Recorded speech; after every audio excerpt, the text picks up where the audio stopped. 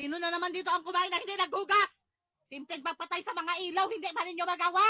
Nilalangaw na naman ang mga plato dito. Anong oras na lang ang mga tao dito nakahilata pa? Mabubulok na lang yung mga binabad na damit sa kuwita, hindi pa malabhan. Tama yan. Ngayon lang kayo babangon kapag makaluto na tayo ng ulam.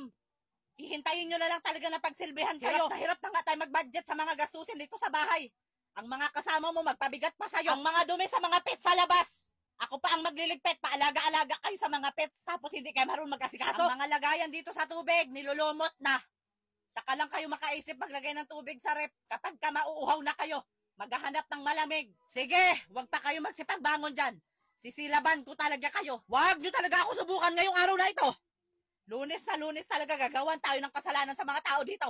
Imbis na hindi tayo gusto magsermon pag Lunes. Kay magtuloy-tuloy na naman buong linggo ang sermon natin. Sa bagay, hindi man kayo maapektuhan kapag magsermon tayo. Baliwala man lang sa inyo.